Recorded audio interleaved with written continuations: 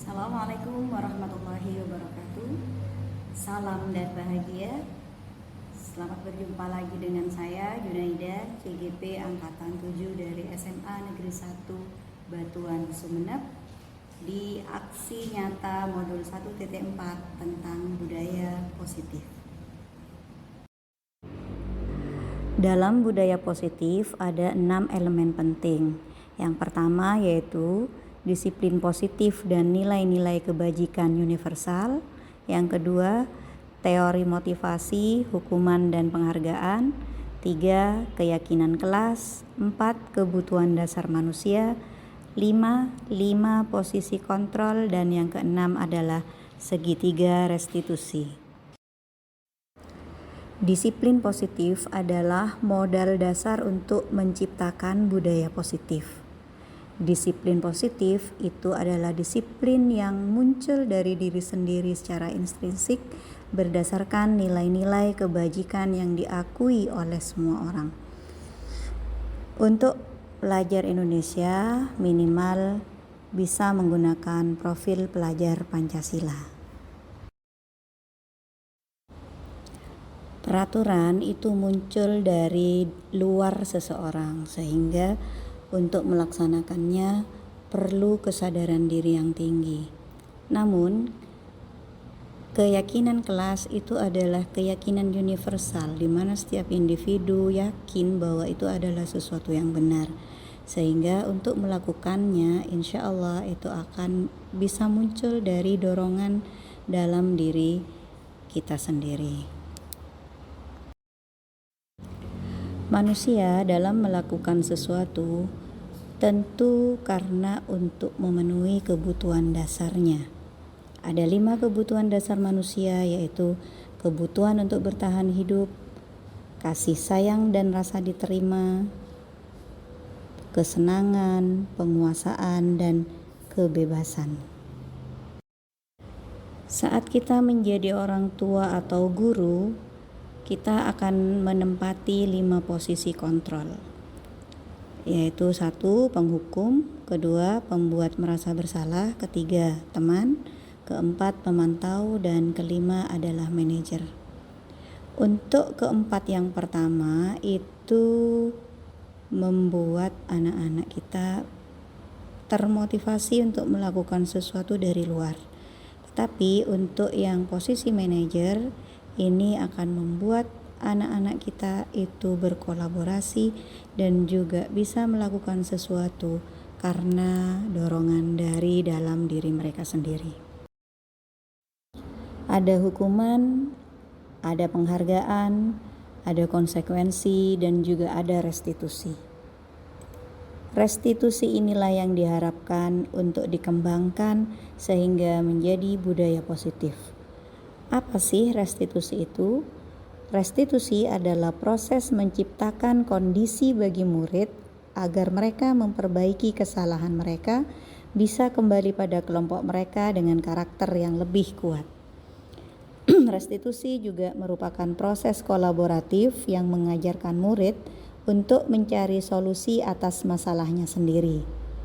Membantu murid untuk berpikir mereka ingin menjadi orang seperti apa dan bagaimana untuk memperlakukan orang lain.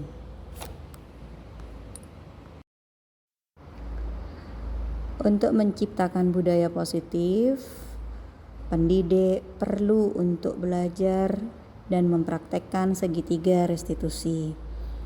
Ada 3 tahapan, yaitu menstabilkan identitas, validasi tindakan yang salah, dan menanyakan keyakinan.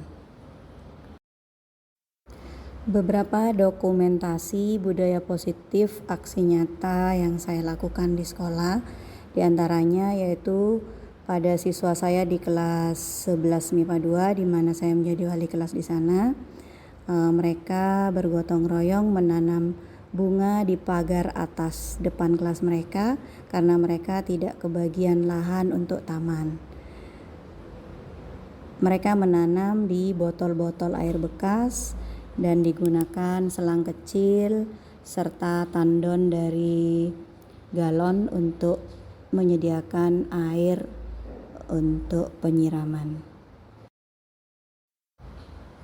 Di teman-teman guru sejawat, saya ikut andil di bagian adiwiyata, yaitu bergotong royong menanam bunga di depan kantor guru, menanam sayur, kangkung, sawi, dan lain-lain di tanah kosong dan area hidroponik.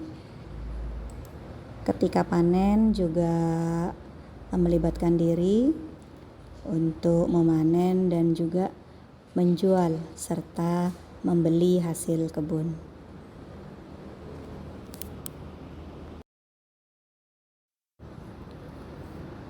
Saya juga praktek segitiga restitusi.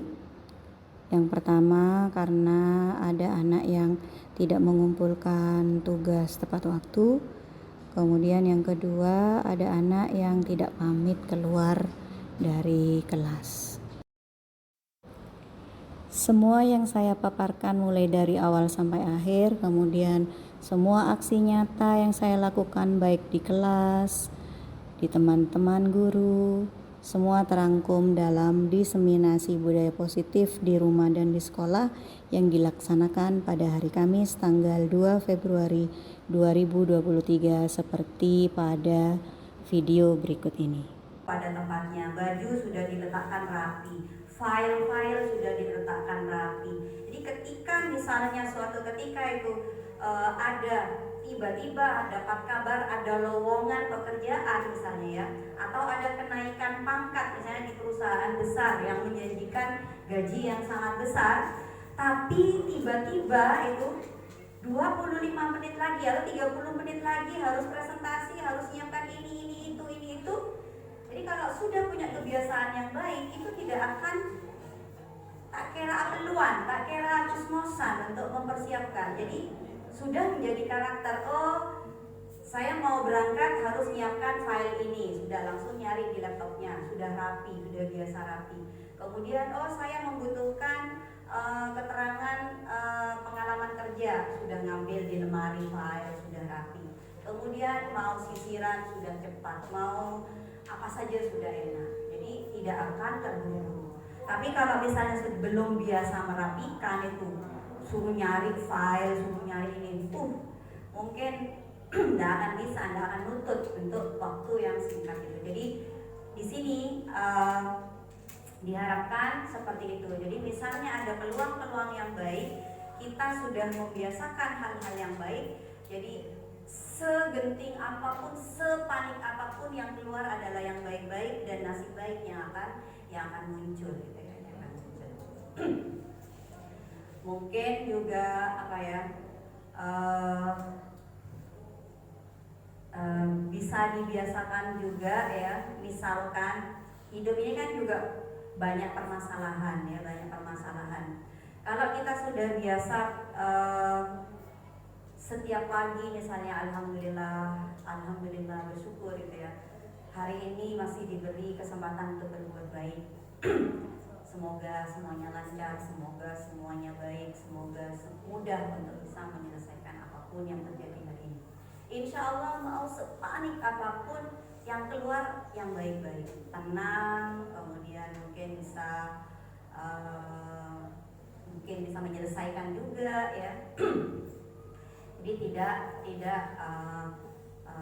kaget, tidak stres, tidak depresi terhadap kemungkinan yang akan muncul pada hari itu, karena sudah mempersiapkan hati yang baik, hati yang bisa menenangkan diri. Itu insya Allah akan terbawa ketika ada suasana genting seperti apapun. Di ini sangat diharapkan agar kita bisa membiasakan di rumah dan di sekolah hal-hal yang baik, sehingga kita mau seperti apapun kondisi, kita tetap baik, kita tetap mendapat jalan yang baik gitu ya, dan bisa menyelesaikan dengan baik. Jadi ada beberapa elemen penting dalam implementasi budaya positif. Yang pertama adalah disiplin positif, yang kedua adalah nilai-nilai kebajikan, yang ketiga adalah teori motivasi, hukuman, konsekuensi, dan restitusi, yang Yang keempat, keyakinan kelas. Kemudian kebutuhan dasar manusia, 5 posisi kontrol, dan segitiga restitusi. Ini sangat bagus sekali ya, untuk kita belajar dan kita mulai berlatih lagi untuk bisa menjadi guru yang lebih baik dan terus lebih baik. Disiplin positif ya, disiplin positif. Ini sebelumnya mari kita tanyakan kepada diri kita sendiri bagaimana kita berperilaku ya. Mengapa kita melakukan segala sesuatu? Apakah kita melakukan sesuatu karena adanya dorongan dari lingkungan atau ada dorongan yang lain ya. Terkadang kita melakukan sesuatu itu karena kita menghindari dari rasa sakit, takut hukuman gitu ya. Kayak siswa kita kadang-kadang berangkat pagi karena takut dihukum ya, bisa. Tapi saya nanya di kelas saya kemarin, kenapa kamu kok berangkat jam 6.15? Ya biar tenang Bu, udah terburu-buru. Oh bagus, berarti itu motivasi dari dalam dirinya sendiri, bukan karena ada hukuman atau bukan karena ada penghargaan ya. Iya. Nah, disiplin positif itu adalah unsur utama di dalam mewujudkan budaya positif, ya, budaya positif.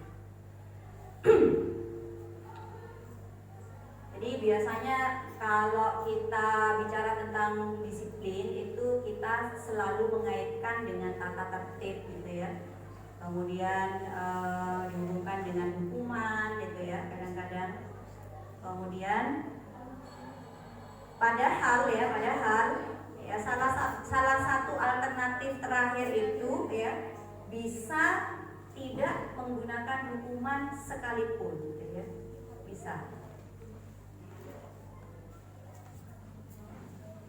Nah ini menurut Ki Hajar Dewantara itu ya, di mana ada kemerdekaan, disitulah harus ada disiplin yang kuat.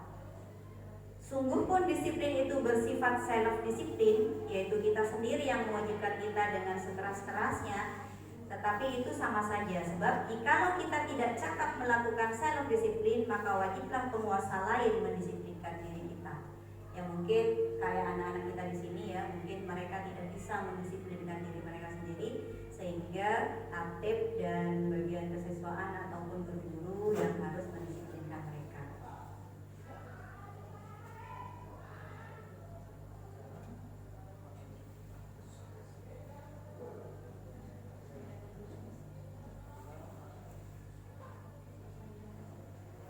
Nah ini pertanyaan pemantik ya. Sebagai seorang pendidik, saat Anda perlu hadir di suatu pelatihan, motivasi apakah yang mendasari tindakan Anda? Ya, kadang-kadang kayak saya ikut PGP, itu kan ada motivasinya. Bisa motivasinya karena keinginan diri sendiri untuk menambah pengetahuan supaya tidak ketinggalan dengan yang muda-muda. Itu salah satu motivasi saya ya. Kemudian motivasi saya kedua itu supaya saya benar-benar bisa menjadi pendakwah ya. Kalau di Islam itu kan kewajiban berdakwah, menggerakkan itu kan berdakwah. Jadi itu adalah motivasi saya, sehingga kewajiban berdakwah dalam Islam saya bawa ke penggerak ini. Gimana caranya memperbaiki diri sendiri, kemudian bisa tergerak untuk berbuat baik dan bergerak untuk berbagi kebaikan dengan orang lain, sehingga bisa menggerakkan komunitas yang ada di sekitar saya untuk sama-sama berkembang. Nah, di sini dijelaskan kadang ada yang karena takut gitu ya, PGP takut ikut PGP karena takut dimarahi kepala sekolah misalnya. Itu juga motivasi ya, bisa. Kemudian mungkin pengen dapat imbalan, jadi pengen jadi kepala sekolah atau pengen jadi kayak Bu Dewi itu apa namanya, pengawas gitu ya, kayak gitu misalnya. Atau pengen dapat ceperan jadi pembina praktik PP, guru apa ya, pokoknya pembinanya CGP gitu ya, kan ada pemasukannya juga itu mungkin itu motivasinya. Kalau kita misalnya punya motivasi dari dalam diri kita sendiri, sebenarnya itu yang diharapkan oleh negara, supaya sebagai guru kita punya keinginan untuk sepanjang hayat terus belajar dan update dengan tuntutan zaman, sehingga pelayanan kita kepada peserta didik dan kepada anak-anak kita di rumah itu bisa terus sesuai dengan kebutuhan anak-anak kita. Kemudian untuk landasan dalam berbuat kebaikan, di sini juga ada disebutkan beberapa ya.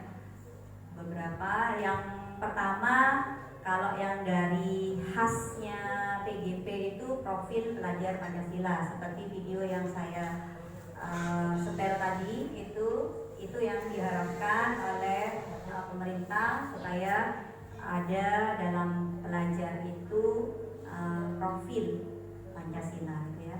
Jadi yang pertama adalah beriman, bertakwa kepada Tuhan Yang Maha Esa dan berakhlak mulia, mandiri, benar kritis, berkebinekaan global, bergotong royong dan kreatif.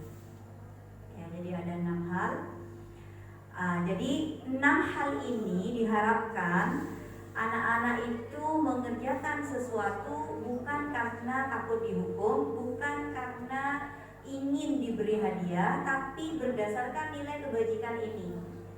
Jadi dia misalnya rajin belajar ya karena perintah Tuhan untuk ikro, misalnya perintah Allah untuk membaca. Jadi mendasarkan segala perbuatannya itu tidak karena terbebani oleh sebuah aturan ya. Jadi inginnya itu agar mereka berdasarkan kepada nilai kebajikan yang diakui oleh universal, oleh seluruh manusia, oleh seluruh alam ya.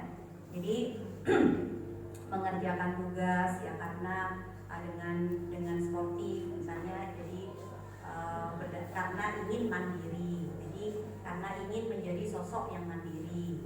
Kemudian bernalar kritis, belajar sungguh-sungguh, banyak membaca, kemudian banyak mengumpulkan literasi gitu ya, referensi ya, gimana caranya berdasarkan nilai kebajikan itu, bukan karena terpaksa dihukum kalau tidak mengerjakan tugas. Jadi ini yang sangat diharapkan. Nilai kebajikan yang lain ini IBO primary ya, toleransi, rasa hormat, integritas dan lainnya. Mungkin Bapak Ibu sudah banyak tahu ya yang namanya kebajikan, pasti semua orang sudah tahu sebenarnya ya. Ini kalau 9 pilar karakter Indonesian Heritage Foundation IHF, cinta Tuhan, ya mirip-mirip lah ya dengan profil itu tadi. Nilai-nilai kebajikan yang lain, ini petunjuk seumur hidup dan keterampilan hidup ya, lifelong guidance, guidelines and life skills. Keterampilan hidup dapat dipercaya, lurus hati, pendengar yang aktif, tidak merendahkan orang lain, memberikan yang terbaik dari diri. Petunjuk hidup peduli, penalaran, bekerja sama, keberanian, keingintahuan ya, usaha, keluasan, fleksibilitas dan seterusnya, tanggung jawab, persahabatan ya. Itu adalah nilai-nilai kebajikan yang diakui secara universal. Semua orang sudah kalau ditanya pasti mengiyakan. Ini kalau the 7 essential virtues dari building moral intelligence, Mikhail Gorbachev. Empati, suara hati, kontrol diri, rasa hormat, kebaikan, toleransi dan keadilan. Jadi hal-hal baik ini, nilai kebajikan ini yang diharapkan menjadi landasan kita dan anak-anak kita untuk berbuat baik.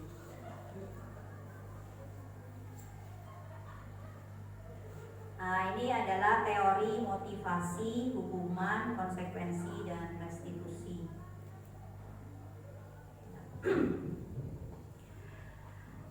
teori motivasi, tujuan dari disiplin positif adalah menanamkan motivasi pada murid-murid kita, yaitu untuk menjadi orang yang mereka inginkan dan menghargai diri sendiri dengan nilai-nilai yang mereka percaya.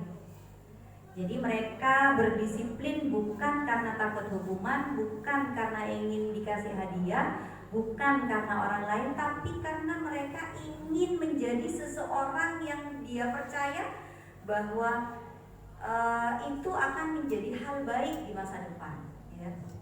Itu. Jadi mereka percaya bahwa dengan melakukan itu, ya, itu akan mewujudkan impian mereka menjadi sosok yang mereka harapkan, ya.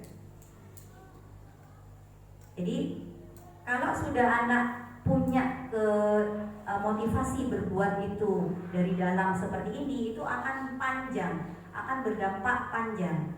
Jadi mau ada Pak Ciadi, mau ada saya, mau ada Pak Fausin, mau ada anak-anak PPL, itu tidak terpengaruh. Jadi mereka tetap berdisiplin, ya.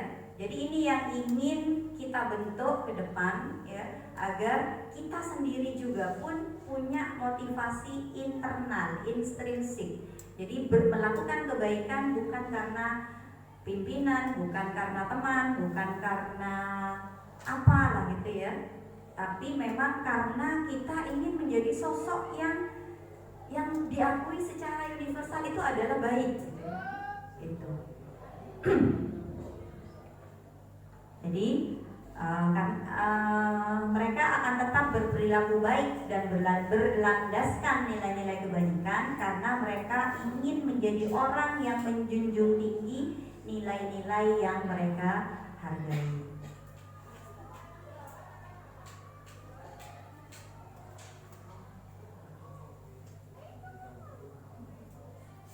Ini kalau di sekolah biasanya ya kalau ada pelanggaran itu biasanya ada hukuman, ada konsekuensi, ya. Nah, diharapkan ke depan ya kita meninggalkan hukuman. Diharapkan di pendidikan guru penggerak ini kita gimana caranya meninggalkan hukuman, ya, karena akan banyak efek negatif ya yang akan muncul ketika anak-anak itu mendapat hukuman.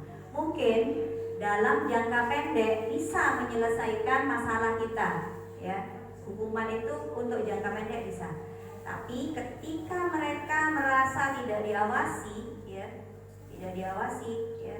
mereka akan mencuri-curi kesempatan untuk melanggar, ya, karena mereka tidak dari dalam diri mereka sendiri. Nah, diharapkan ke depan itu kita melakukan restitusi. Nah, ini ya hal baru kalau menurut saya ini restitusi. Tapi kalau teman-teman sudah banyak membaca mungkin sudah banyak tahu. Kalau bagi saya ini masih hal yang baru.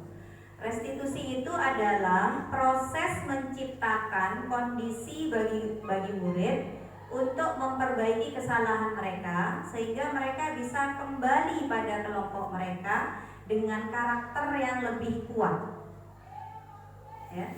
Jadi misalnya gitu ya, misalnya anak pernah mencuri, misalnya ketahuan semua anak bahwa dia mencuri. Nah, kita diharapkan ya untuk melakukan restitusi, ya. Gimana caranya anak kembali kepercayaan dirinya, kembali dia bisa percaya diri kepada teman-temannya, dan juga sudah tertanam bagaimana kesalahan dia sudah tahu bahwa kesalahannya itu apa, kemudian apa yang seharusnya dia lakukan supaya tidak berbuat seperti itu, ya. Jadi dituntun supaya anak itu tidak melakukan hal yang sama dengan melakukan pendekatan-pendekatan yang komunikasinya itu bisa menuntun mereka supaya mereka punya pilihan untuk tidak mencuri untuk memenuhi kebutuhannya itu, ya. Jadi itu namanya restitusi, ya. Restitusi juga merupakan proses kolaboratif yang mengajarkan murid untuk mencari solusi untuk masalah mereka dan membantu murid untuk berpikir tentang orang seperti apa yang mereka inginkan dan bagaimana mereka harus memperlakukan orang lain. Jadi gambarannya seperti ini. Kalau restitusi itu ya, misalnya ada anak campur 2 orang gitu ya, berkelahi 2 orang. Yang satu itu sampai kancingnya sampai lepas gitu ya. Akhirnya marah, yang kancingnya lepas itu marah, takut ibunya tahu kalau dia ada apa-apa yang tidak bagus di sekolah gitu ya. Kemudian yang suka yang suka memukul ini, yang suka ngancam, yang suka mengganggu ini, dia anak yang setelah dilakukan restitusi itu, setelah dikomunikasikan itu ketahuan bahwa dia butuh sesuatu dari anak ini ya, supaya anak ini mau mengajari sesuatu, tapi anak ini tidak mau gitu ya, yang dikena kancingnya itu. Nah, sebagai seorang guru yang mau melakukan restitusi itu mendudukkan 2 anak itu gitu ya. Jadi anaknya didudukkan, ditanyain maunya apa yang ini. Nah, kemudian ditawarkan kepada yang korban itu, ditawarkan gimana kamu bisa ndak untuk membantu anak itu untuk ini itu gitu ya. Jadi ditengahi. Nah, kalau misalnya enggak, saya enggak mau itu soalnya gini. Oh iya, hal apa yang bisa yang kamu kasih sedikit aja, enggak usah semuanya. Ini aja Bu, saya bisa berbagi masalah A. Jadi oh ya sudah, silakan. Jadi dicarikan solusinya. Kemudian kalau misalnya korban ini masih belum terima dia seperti itu ditanya juga gimana tanggung jawab yang kamu minta dari pelaku itu ditanya juga. Ini Bu, saya pokoknya minta minta baju saya diperbaiki, saya biar kalau ke rumah dan dimarahin misalnya gitu. Jadi ditangani betul. Kemudian ditanya kepada pelaku, gimana kamu bisa tuh temanmu yang kamu ini kan minta seperti itu. Saya tidak bisa jahit Bu. Ya sudah, kamu caranya gimana kira-kira supaya kamu bisa memenuhi itu. Jadi ditanya, sudah Bu, mau saya misalnya. Jadi ditanya dulu kemampuannya pelaku itu untuk memenuhi kebutuhannya korban itu seperti apa, itu ditanya dulu, ditawarkan dulu. Kalau tidak bisa baru menawarkan gimana kamu mau tak diajari untuk menjahit misalnya, ya sudah, nanti kamu menghadap ke guru tata busana misalnya, ini ya sudah sana. Jadi gimana caranya kebutuhan anak itu dipenuhi gitu ya, dipenuhi. Jadi sebenarnya anak mukul, anak caper itu ya, itu kan karena ada kebutuhan dasar di dalam hatinya yang tidak terpenuhi, sehingga kadang-kadang mereka melakukan hal-hal negatif untuk memenuhinya gitu ya. Nah, kewajiban guru lah ya, kewajiban guru kalau di sekolah dan kewajiban orang tua kalau di rumah untuk memahami anak itu butuhnya apa, sehingga lente itu nanti kita bisa memberikan solusi yang tepat gitu ya.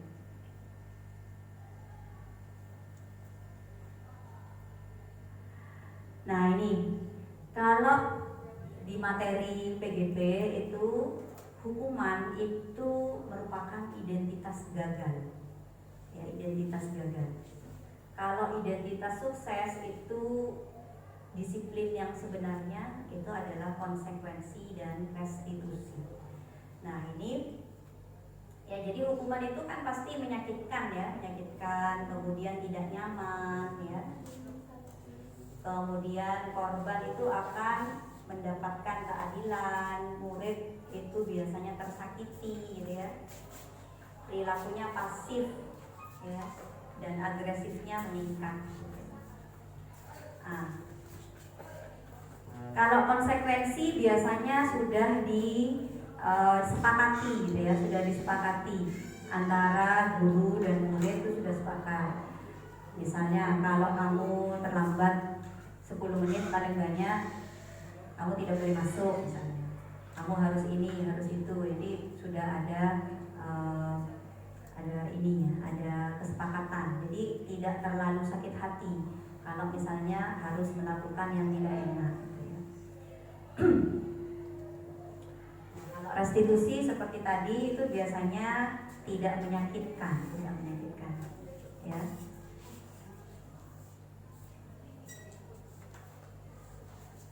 Ini ya. Sistem tidak akan berjalan bila murid tidak takut. Kalau hukuman biasanya seperti itu, ya. Tapi kalau konsekuensi itu butuh monitoring, ya, dan supervisi terus-menerus dari guru. Ya. Kalau restitusi itu murid akan bertanggung jawab untuk perilakunya. Ya. Jadi kalau hukuman yang sebelah kiri, ya, yang sebelah mana? Ya, ibu, bapak ibu, ya. Jadi itu, ya. Jadi diharapkan ke depan kita itu, ya. Jadi diharapkan ke depan kita tidak melakukan hukuman, tetapi kita melakukan sebuah konsekuensi dan restitusi.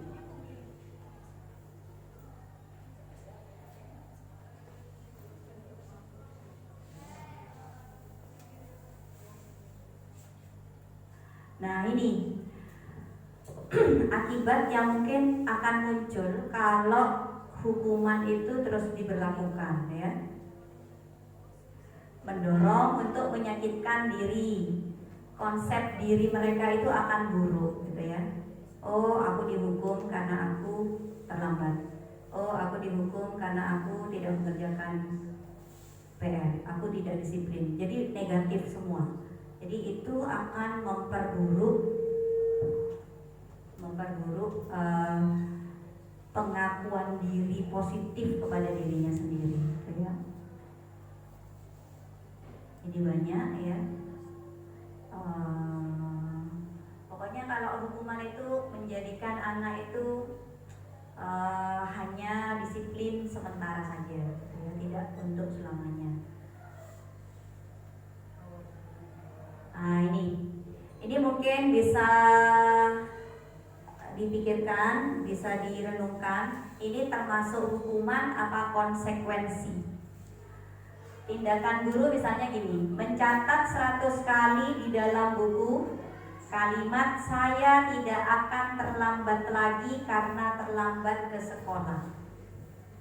Hukuman itu apakah ini menyakitkan ke anak?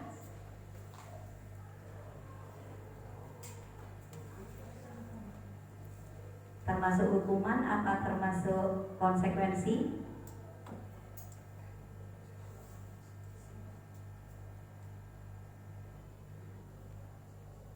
Ini bisa menjadi sanksi atau konsekuensi. Yang kedua, lari mengelilingi lapangan basket 2 kali karena terlambat hadir di sekolah. Ini adalah hukuman. Hukuman. Kalau yang 100 kali di atas tuh biasanya kesepakatan, ya. Kalau belum disepakati ya jadi hukuman juga, gitu ya. Kalau tiba-tiba itu akan menjadi sebuah hukuman kalau tidak disepakati. Membersihkan coretan yang dibuatnya di meja tulis. Membersihkan coretan yang dibuatnya di meja tulis. Konsekuensi, ya. Jadi konsekuensi dari dia coret-coret suruh membersihkan. Kemudian murid diminta untuk push up 15 kali karena tidak menggunakan masker ke sekolah. Kira-kira hukuman apa konsekuensi? Hukuman, ya, hukuman. Kalau sudah disosialisasikan terlebih dahulu, Itu konsekuensi. Jadi anak-anak tidak akan merasa tersakiti, gitu ya, karena kita sudah melakukan iya. Kemudian menggantikan kertas tugas teman yang telah dicoret-coret. Konsekuensi, ya, konsekuensi. Kewajiban ya, konsekuensi. Berjemur di lapangan basket pukul 12 siang karena mengobrol dengan teman. Hukuman. Murid diminta bertelanjang kaki sepanjang hari karena tidak menggunakan sepatu warna hitam sesuai peraturan. Hukuman. Kecuali kalau sudah disepakati.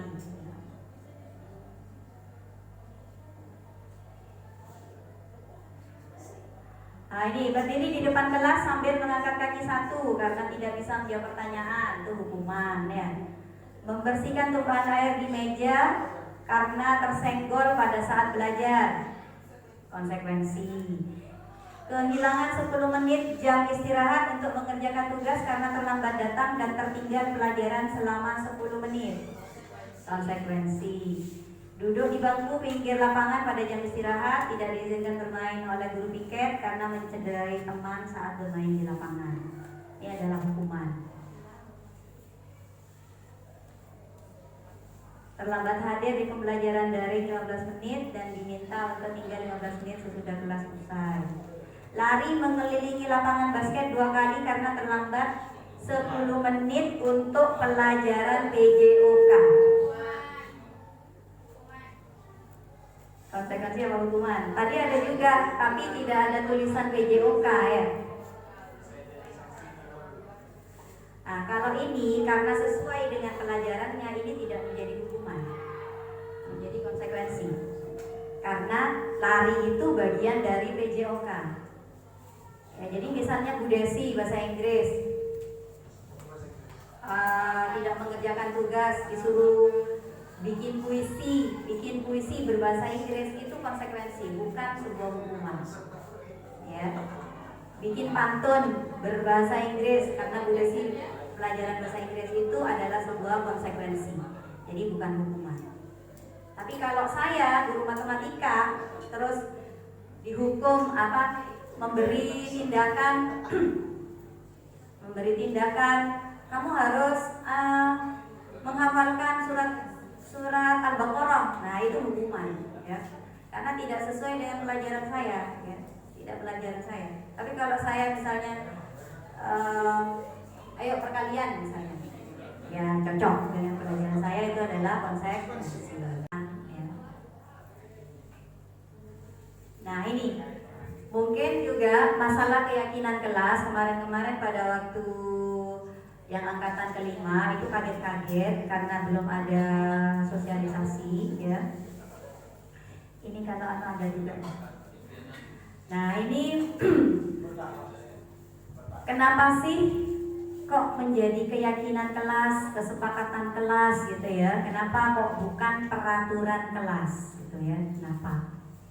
Nah itu seperti yang saya omongkan tadi dari awal, siswa itu diharapkan punya keyakinan tentang kebaikan, ya, tidak merasa diatur-atur orang. Ya, tidak merasa diatur-atur. Kalau sudah ada tulisan peraturan, itu pasti yang membaca itu merasa diatur. Siapa sih orang yang suka diatur? Kenapa? Ya. Ya. Jadi sebenarnya secara naluri semua orang tidak mau diatur oleh orang lain. Pasti itu. Nah, ini diharapkan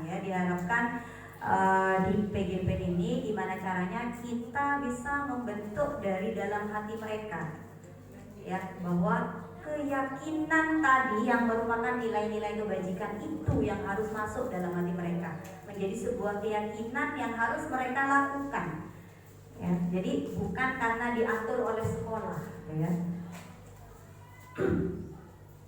Nah ini kalau gambarannya itu, kalau di sini itu ada beberapa pertanyaan. Mengapa sih kita memiliki peraturan tentang penggunaan helm? Ya, pasti karena ingin menjaga keselamatan. Ya.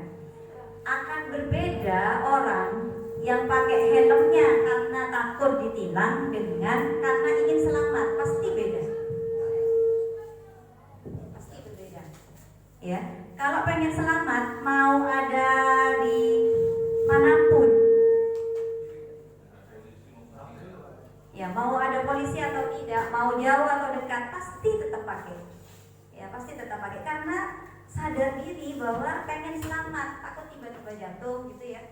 meskipun jatuh sedikit, kalau tidak ada yang tahu kan rencana kita jatuh itu apesnya tidak pernah tahu ya. Nah ini juga yang kedua, kenapa sih kemarin harus pakai masker dan pakai cuci tangan? Ya pasti kan karena ingin selamat dan sehat ya. Iya, ingin sehat, ingin selamat. Nah kalau keyakinan ini yang ada di dalam hati kita, kita akan dengan mudah untuk melakukan. Pakai masker nggak usah disuruh-suruh, nggak usah pakai, kalau udah pakai masker diginikan, nggak usah pakai kayak gitu. Jadi diharapkan seperti itu nantinya anak-anak kita itu. Jadi melakukan sebuah kebaikan memang karena yakin bahwa itu untuk keselamatan dirinya, gitu. bukan karena diatur-atur gitu. Ya tapi memang penyakitnya kalau sudah tidak bisa mendisiplinkan dirinya sendiri, ya harus didisiplinkan oleh orang lain.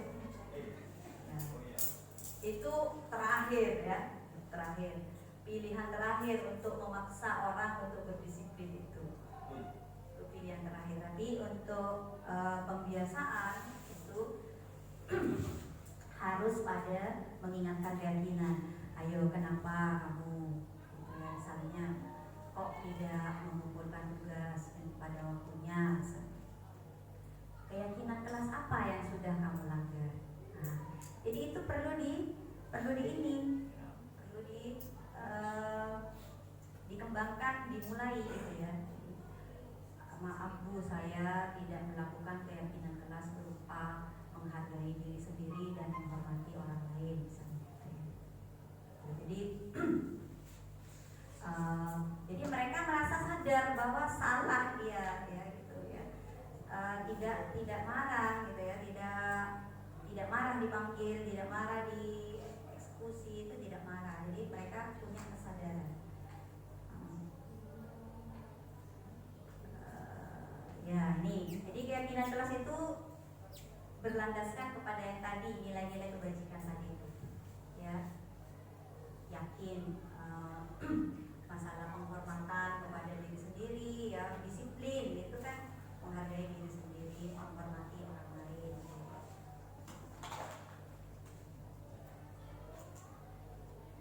Jadi menerapkan nilai-nilai kebajikan ini di dalam kelas. Nah ini 3 hal yang di bawah ini yang diharapkan ya. Misalkan sedikitnya keyakinan kelas tidak usah banyak-banyak ya, tidak usah banyak-banyak supaya melekat kuat di pikiran anak-anak. Jadi misalkan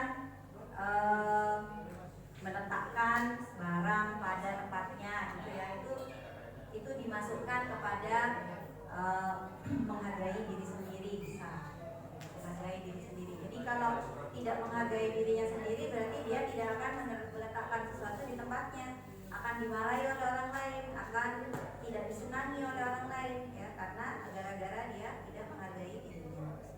Jadi 3 hal ini bisa masalah menghormat, bisa masalah bekerja, bisa masalah diterima dan dimiliki.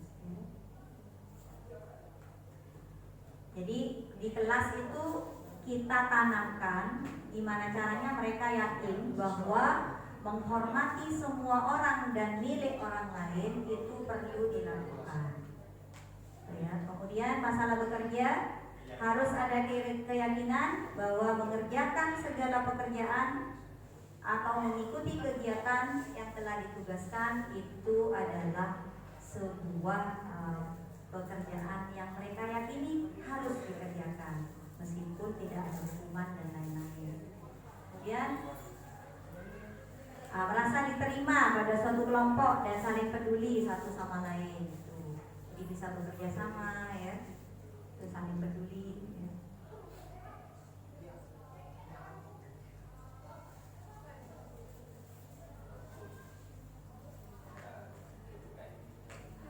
Jadi saya mohon maaf, ini gambar-gambarnya mungkin juga punya teman saya ya. Ini atau tidak bisa buat saya.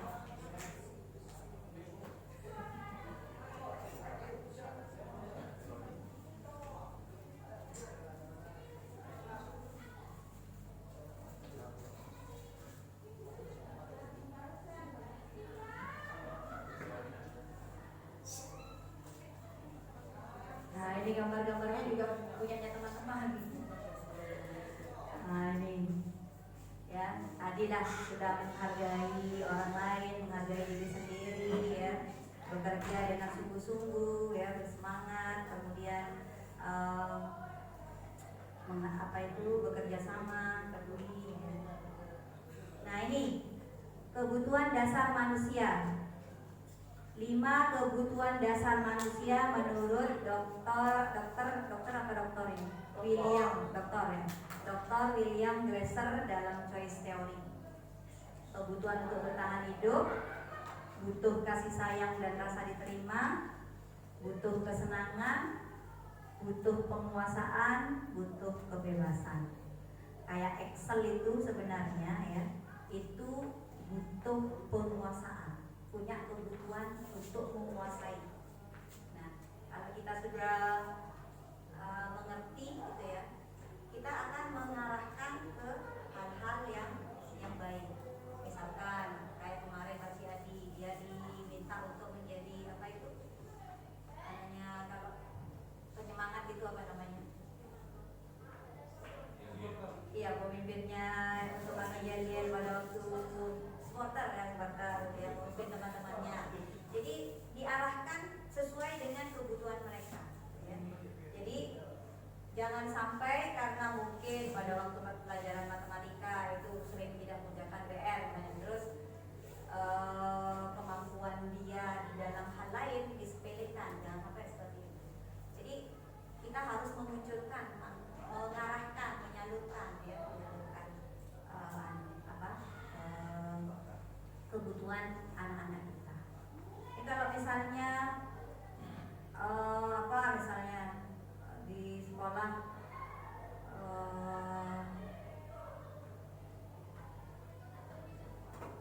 masalah kesenangan itu ya, kalau pas ceramah itu anak-anak tidur gitu ya, kalau matematika pas ceramah tidur.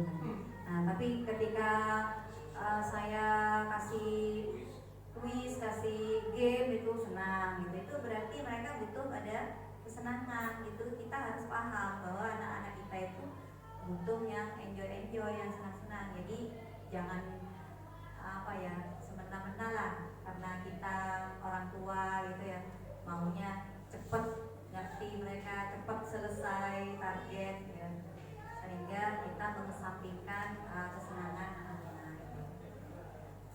Kalau dulu saya mungkin sering marah-marah kalau ada anak suka keliuran gitu, tajuk etik, gitu ya. Saya menghukum anak dengan marah seperti itu. Maka dulu apa gitu ya, ngomong bawahnya ada sembarangan gitu ya. Ternyata memang bakat anak-anak kan beda-beda, kemampuan anak-anak beda, kecerdasannya beda-beda. Ada yang kinestetis yang gak bisa diem gitu ya. Jadi kita harus bisa mengarahkan. Oh mungkin soalnya bisa dipindah-pindah untuk anak model kayak gitu. Nomor 1 di sana, nomor 2 di sana, nomor 3 di sana. Tapi pas soalnya cocok lah gitu sama anak-anak yang kinestetis seperti itu. Atau mungkin pakai bola misalnya, bola kemudian yang bisa dibuka, ada soal di situ gitu ya. Jadi dia bergerak terus dibuka baru mengerjakan gitu ya. Jadi anak-anak yang kinestetis biasanya seperti itu. Jadi perlu pengertian dari kita. Kalau jawaban kepada ibunya seperti itu, berarti dia kebutuhan kebebasan. Nah, kalau misalnya dia menjawabnya menyetir mobil itu seru gitu ya. Nah, itu berarti senang ya. Kebutuhan kesenangan. Nah, ini 5 posisi kontrol. Nah, ini yang sering kira-kira kita sudah ada di posisi mana? Apakah sering sebagai penghukum? Apakah sebagai pembuat merasa bersalah? Apakah kita sudah berposisi sebagai teman? Apakah kita sudah berposisi sebagai pemantau atau sebagai manajer? Mungkin ini bisa dilihat di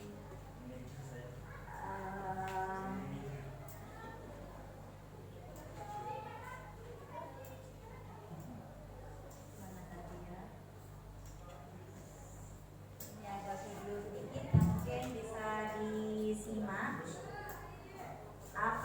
beda-bedanya gitu ya, bedanya seperti apa ya. Kalau penghukum itu seperti apa? Kayaknya sudah ada ya. Nah ini mudah-mudahan lancar. Nah ini Bismillahirrahmanirrahim.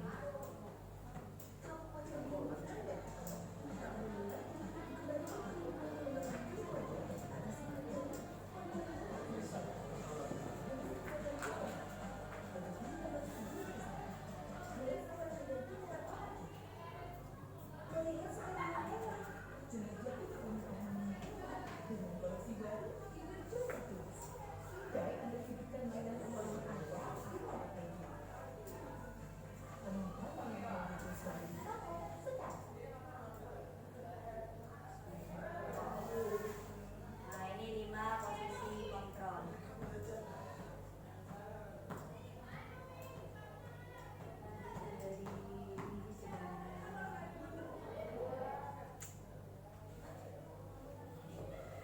Mudah lancar.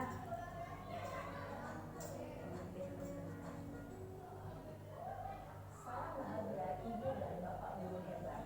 Dalam penerapan disiplin positif restitusi, salah satu program yang dikembangkan adalah minimal posisi kontrol.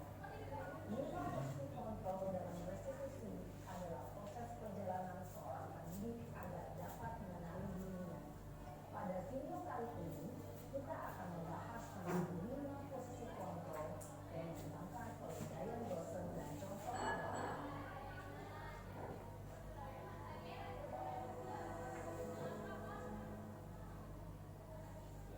minimal posisi kontrol itu adalah 1. Posisi penghukum, 2. Posisi pembuat merasa bersalah, 3. Posisi teman, 4. Posisi pemantau atau monitor, dan 5. Posisi manajer. Untuk lebih memahami kelima posisi tersebut, mari kita saksikan kasus kemarin yang terlambat hadir 20 menit di sekolah dan melihat bagaimana kelima posisi kontrol dalam menghadapi masalah tersebut.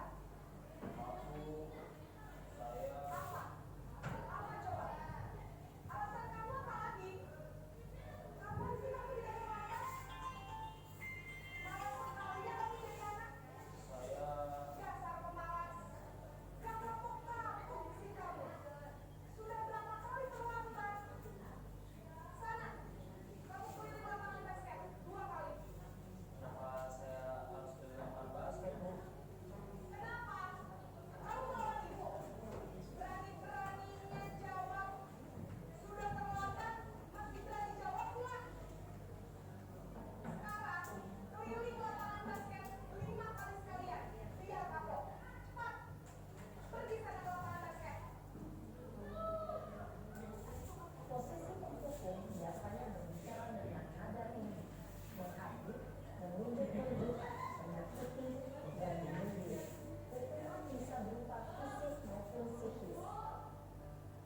Ibu dan Bapak Guru hebat. Dampak yang terjadi pada murid ketika guru berada pada posisi penghukum adalah murid cenderung akan memberontak, bahkan menyimpan dendam.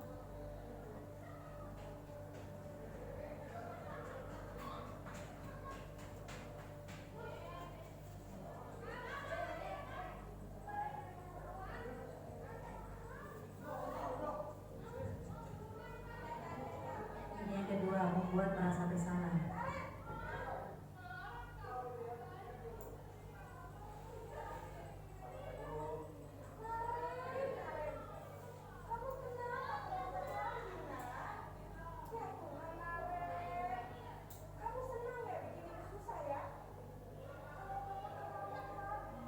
Nanti ibu yang tegur bapak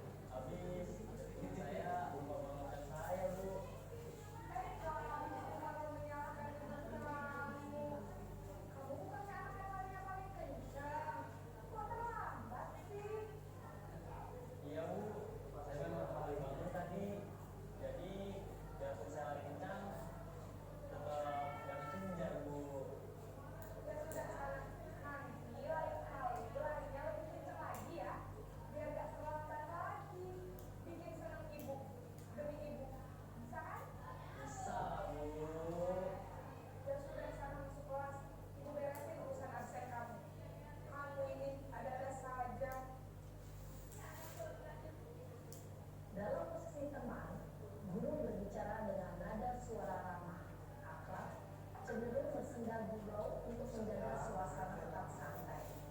Murid akan merasa senang, aman, dan akrab dengan guru.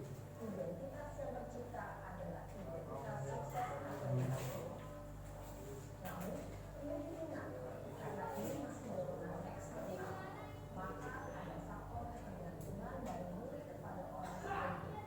Di sini, Jadi meskipun teman kita menjadi posisi teman ya, memang sudah bagus ya. Tapi nanti akan ketergantungan gitu ya, hanya kepada orang yang kayak gitu aja yang dia mau patuh gitu ya. Karena dia baik, karena guru itu baik, itu baru patuh. Kalau kepada yang tidak berposisi teman akan melawan gitu ya. Ini kalau pemantau.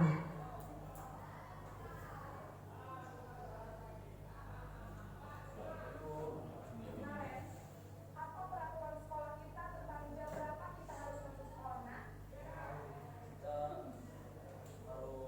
di sekolah jam 7. Iya betul. Sekarang sudah jam 7.20. Mari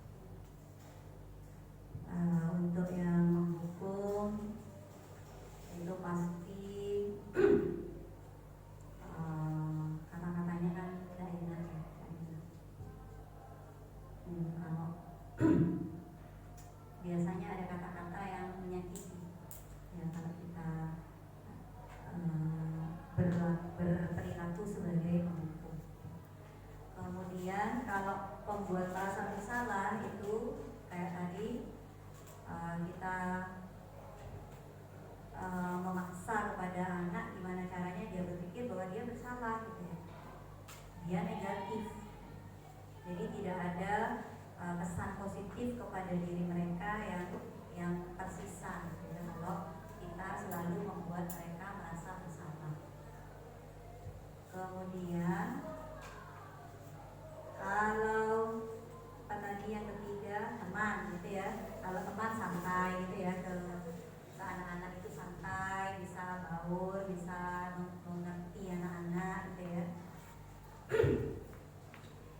Cuma ada kejelekannya juga, itu masih dari faktor luar gitu ya. Jadi karena gurunya bisa berperilaku sebagai teman, makanya dia mau berbuat baik, mau berbuat disiplin ya.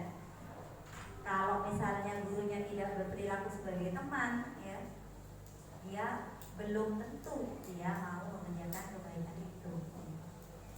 Nah, kalau memantau itu menggunakan data-data sehingga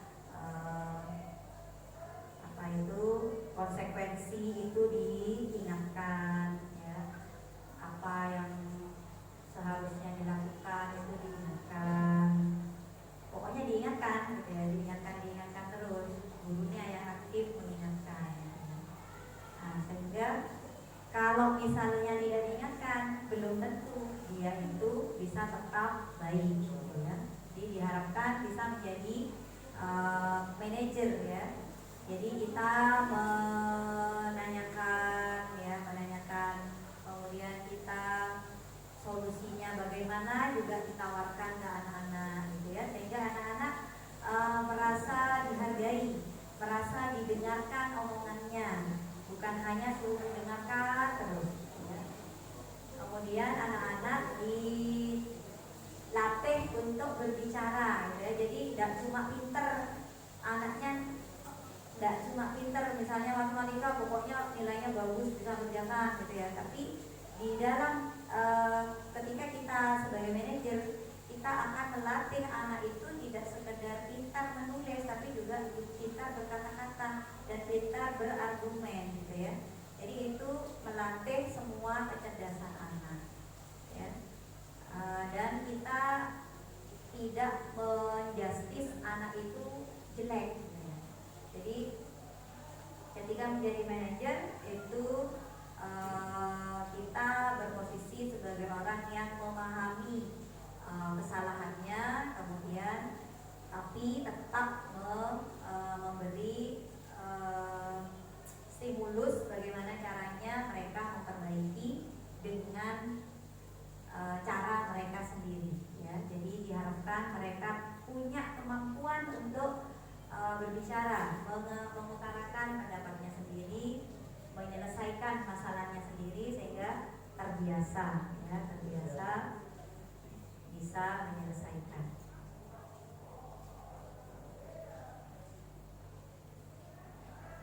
Jadi diharapkan ke depan kita bisa mengambil posisi sebagai manajer ya, sebagai manajer. Nah ini orang itu akan merasa gagal ketika sering dihukum, penghukum, kemudian pembuat merasa bersalah gitu ya. Itu kita punya andil ya, kita punya andil kepada murid atau kepada anak kita sendiri untuk dia punya emosi negatif, dia punya ingatan negatif tentang dirinya. Padahal itu juga sangat berbahaya kalau anak selalu dibuat mengingat bahwa dirinya tidak baik. Jadi gimana caranya meskipun mereka tidak baik, kita bisa mengakui kesalahan mereka, tapi kita bisa mengarahkan dengan tepat gimana caranya mereka menyadari bahwa itu kesalahan dan ada pilihan lain untuk tidak berbuat kesalahan. Jadi kalau manajer itu selalu mengajukan pertanyaan-pertanyaan. Kemudian biasanya menyangkut tentang keyakinan kelas. Jadi keyakinan kelas apa yang kamu tidak penuhi dengan kamu berbuat seperti ini, ya. Jadi itu mesti diingatkan oleh kita yang berperilaku sebagai manajer.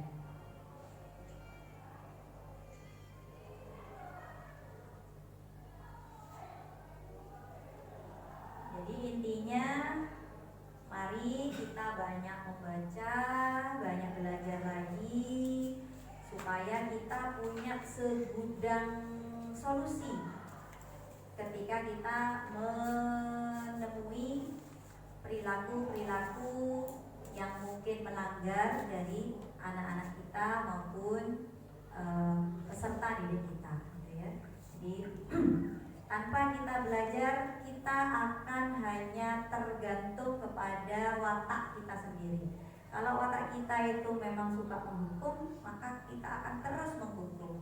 Kita akan ngomong yang jelek, yang menyakiti, ya.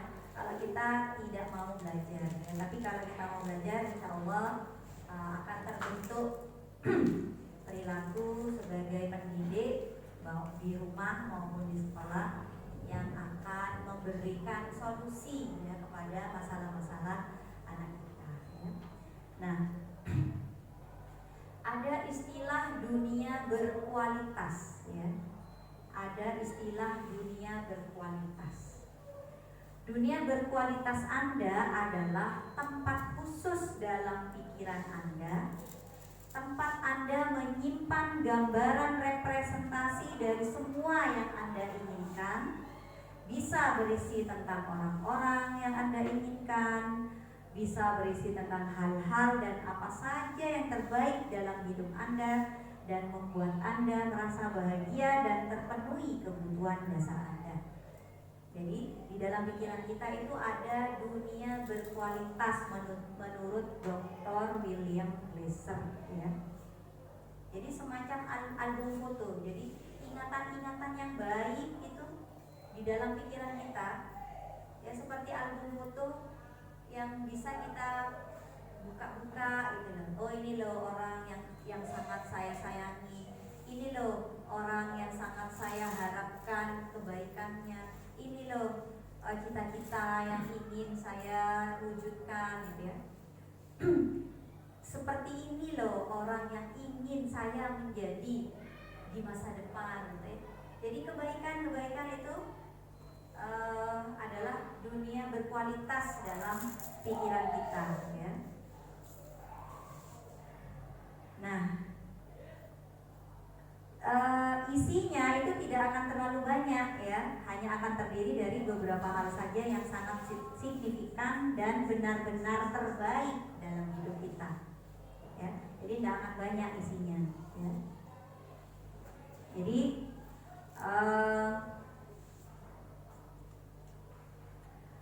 apa itu di dalam diri manusia itu pasti ada, gitu ya, dunia berkualitas. Dan diharap kalau jawaban kepada ibunya seperti itu, berarti dia kebutuhan kebebasan. Nah, kalau misalnya dia menjawabnya menyetir mobil itu seru, gitu ya. Nah, itu berarti senang, ya. Kebutuhan kesenangan. Nah, ini 5 posisi kontrol. Nah, ini yang sering kira-kira kita sudah ada di posisi mana? Apakah sering sebagai penghukum? Apakah sebagai pembuat merasa bersalah? Apakah kita sudah berposisi sebagai teman? Apakah kita sudah berposisi sebagai pemantau atau sebagai manajer? Mungkin ini bisa dilihat di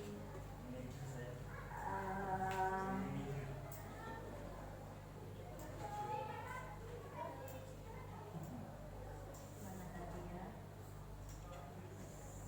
Ini ada video sedikit yang mungkin bisa disimak. Apa sih beda-bedanya, gitu ya? Bedanya seperti apa, ya? Kalau penghukum itu seperti apa? Kayaknya sudah ada, ya. Nah, ini mudah-mudahan lancar. Nah, ini bismillahirrahmanirrahim.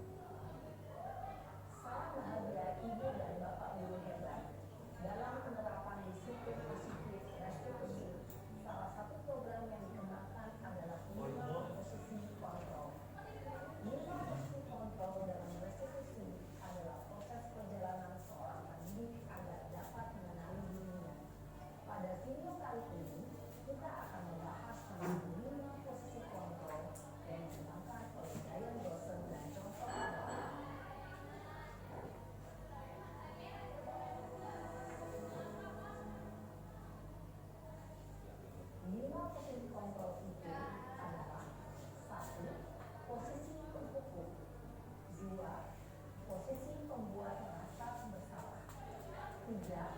Posisi teman. 4. Posisi pemantau atau monitor. Dan 5. Posisi manajer.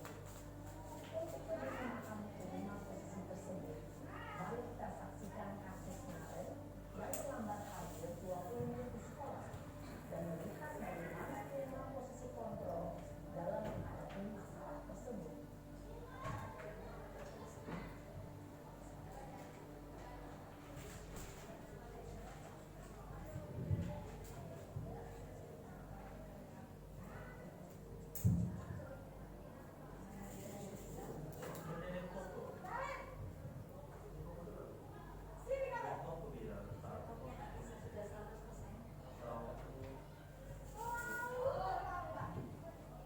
Kamu deh, pasti terlambat.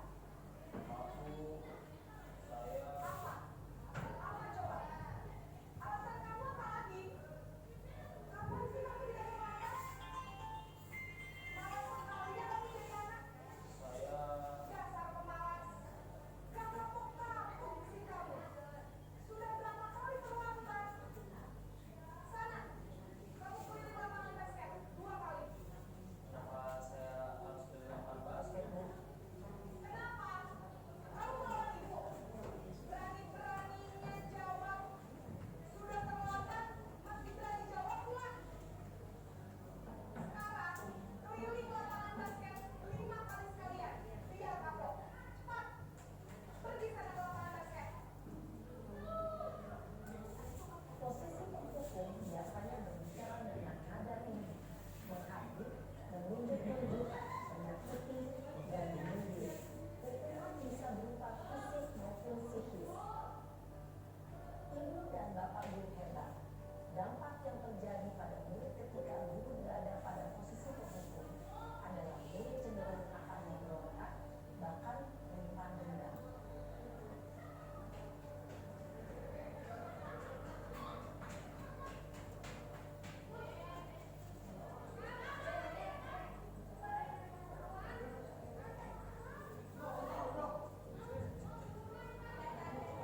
Ini yang kedua, membuat merasa bersalah.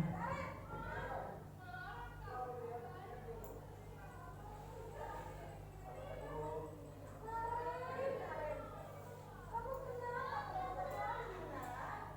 Ya Tuhan, Naren. Kamu senang ya bikin ibu susah ya? Kalau kamu terlambat lagi, nanti ibu yang ditegur bapak kepala sekolah, nak. Disangka ibu tidak bisa membina kamu. Duh, gimana ini?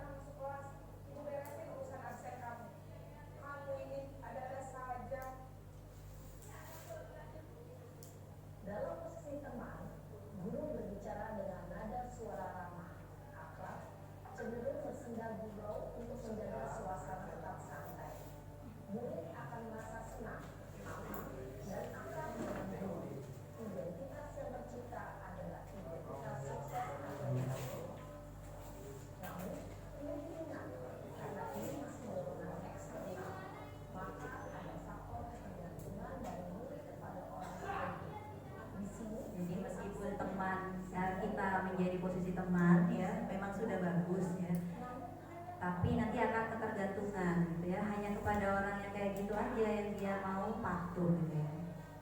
Karena dia baik, karena guru itu baik, itu baru patuh. Kalau kepada yang tidak berposisi teman akan melawan gitu ya. Ini kalau pemantau.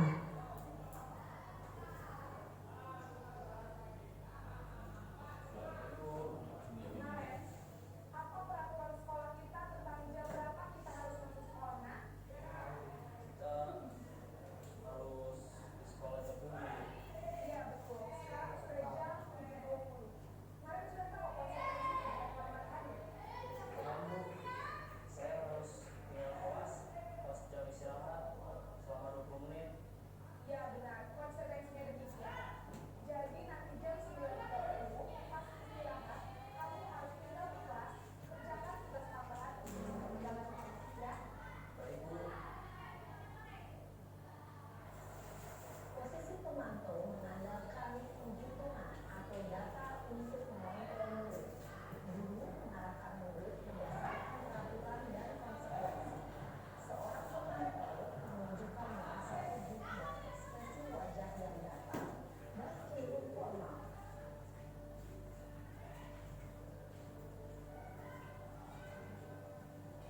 Sekarang posisi manajer, ini yang diharapkan.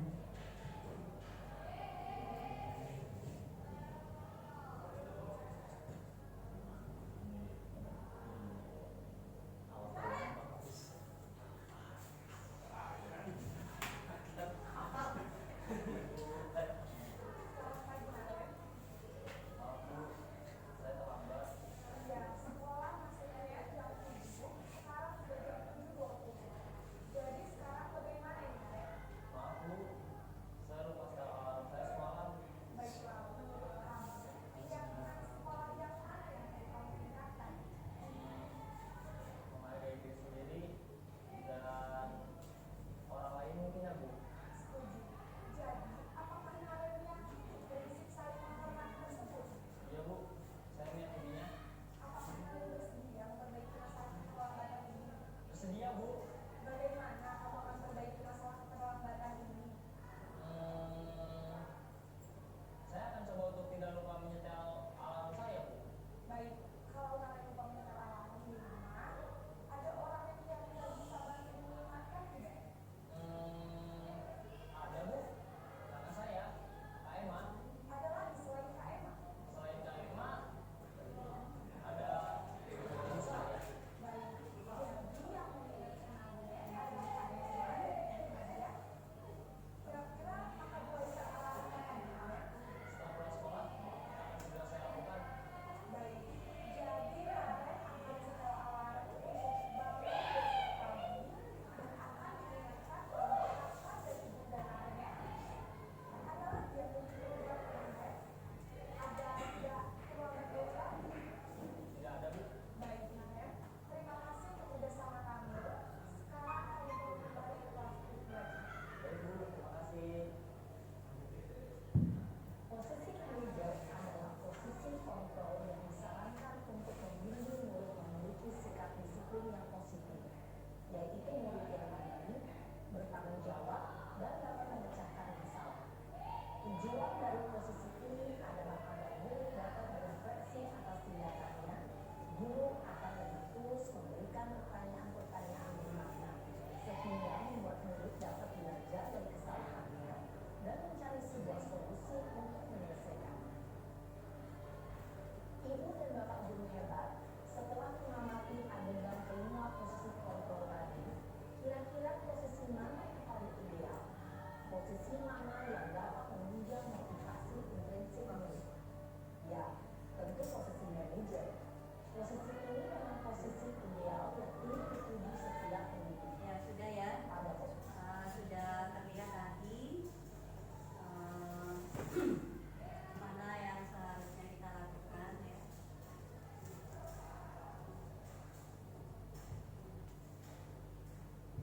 Untuk yang menghukum itu pasti kata-katanya kan tidak enak ya, tidak enak. Kalau biasanya ada kata-kata yang menyakiti.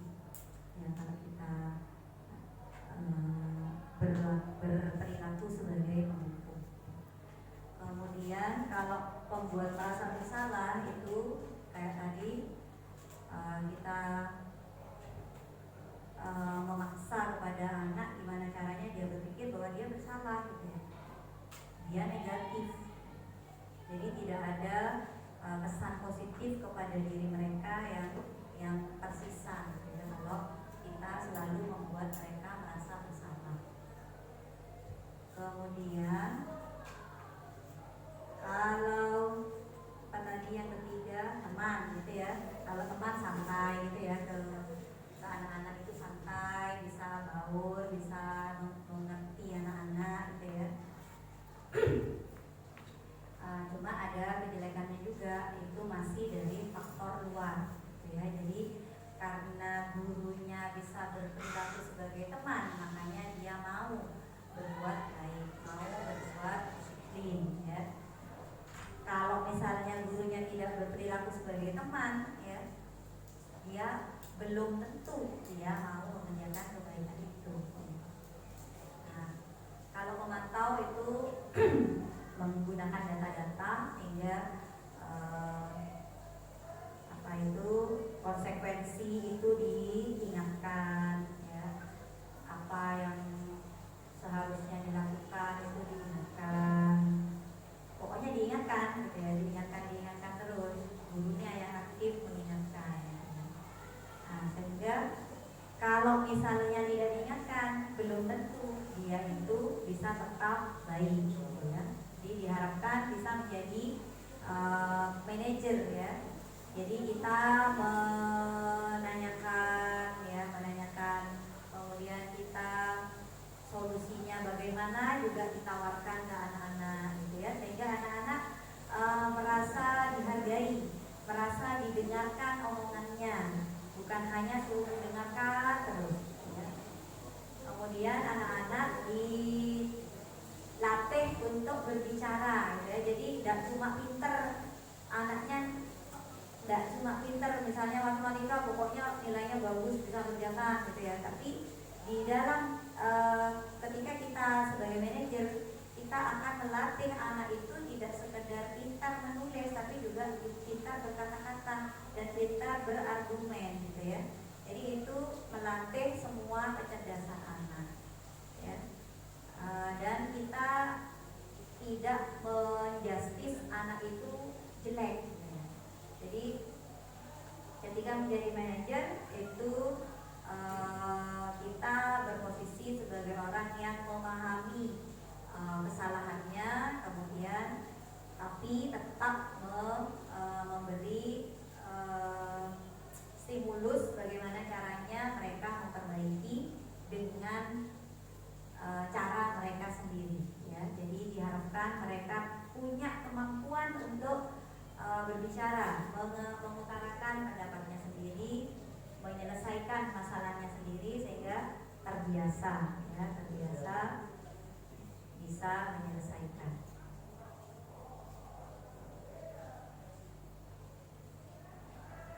Jadi diharapkan ke depan kita bisa mengambil posisi sebagai manajer ya, sebagai manajer. Nah ini orang itu akan merasa gagal ketika sering dihukum, penghukum, kemudian pembuat merasa bersalah gitu ya. Itu kita punya andil ya, kita punya andil kepada murid atau kepada anak kita sendiri untuk dia punya emosi negatif, dia punya ingatan negatif tentang dirinya. Padahal itu juga sangat berbahaya kalau anak selalu dibuat mengingat bahwa dirinya tidak baik. Jadi gimana caranya meskipun mereka tidak baik, kita bisa mengakui kesalahan mereka, tapi kita bisa mengarahkan dengan tepat gimana caranya mereka menyadari bahwa itu kesalahan dan ada pilihan lain untuk tidak berbuat kesalahan. Jadi kalau manajer itu cenderung selalu mengajukan pertanyaan-pertanyaan. Kemudian biasanya menyangkut tentang keyakinan kelas. Jadi keyakinan kelas apa yang kamu tidak penuhi dengan kamu berbuat seperti ini, ya. Jadi itu mesti diingatkan oleh kita yang berperilaku sebagai manajer.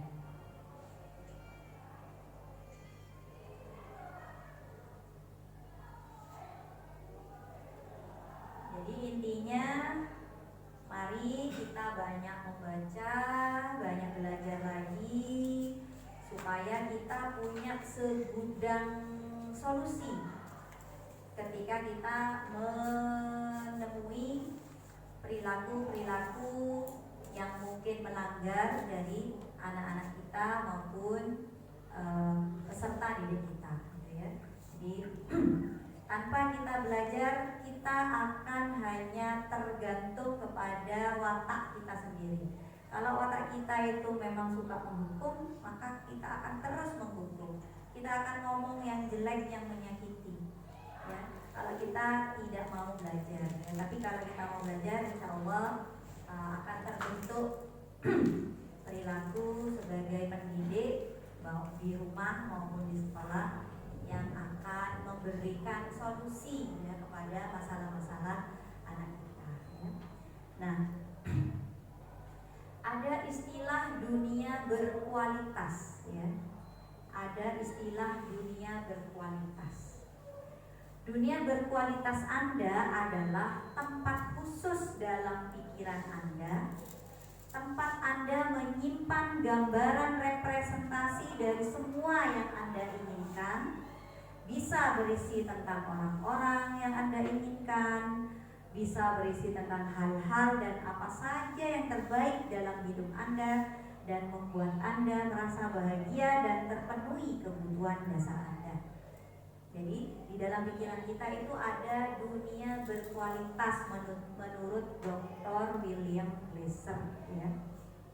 Jadi semacam album foto. Jadi ingatan-ingatan yang baik itu di dalam pikiran kita, ya, seperti album foto yang bisa kita buka-buka gitu loh. Oh, ini loh orang yang sangat saya sayangi. Ini loh orang yang sangat saya harapkan kebaikannya. Ini loh cita-cita yang ingin saya wujudkan, gitu ya. Seperti ini loh orang yang ingin saya menjadi di masa depan, gitu ya. Jadi kebaikan-kebaikan itu adalah dunia berkualitas dalam pikiran kita, ya. Nah, isinya itu tidak akan terlalu banyak, ya. Hanya akan terdiri dari beberapa hal saja yang sangat signifikan dan benar-benar terbaik dalam hidup kita, ya. Jadi tidak akan banyak isinya, ya. Jadi